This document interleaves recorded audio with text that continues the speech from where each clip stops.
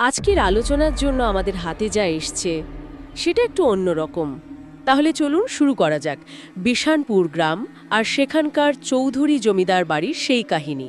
হ্যাঁ, বিশানপুর গ্রাম। তো চৌধুরীদের জমিদার বাড়ির ছোট ছেলে অমল, সে অনেক বছর পর পড়াশোনা শেষ করে গ্রামে ফিরছে শহর থেকে। অনেক বছর পর। হ্যাঁ, বহু বছর।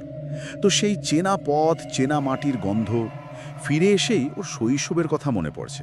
আচ্ছা, ওর ছোটবেলার স্মৃতিগুলো বোধহয় একটু আবছা, তাই না? যাওয়ার কিছুদিন পরেই ছাদ থেকে পড়ে মারা যান। অমল তো অনাথ, ওর ঠাকুরদা নিরঞ্জন চৌধুরী ওকে মানুষ করেছেন। কিন্তু কোনো ছুটিতেই তিনি ওকে গ্রামে আনেননি। না, আনেননি। শহরে গিয়ে দেখা করে আসতেন। এই জন্য বড়দাদামশাইয়ের মৃত্যুর খবরটাও অমল অনেক পরে শুনেছে।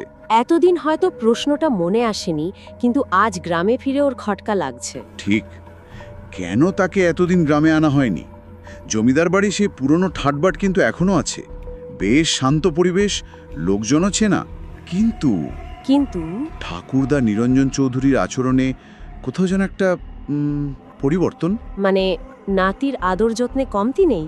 না না, তা নেই, কিন্তু মনে হচ্ছে নিরঞ্জনবাবু কিছু একটা লুকোতে চাইছেন। কেমন যেন একটা দুশ্চিন্তা তাকে সবসময় ঘিরে রেখেছে। আচ্ছা।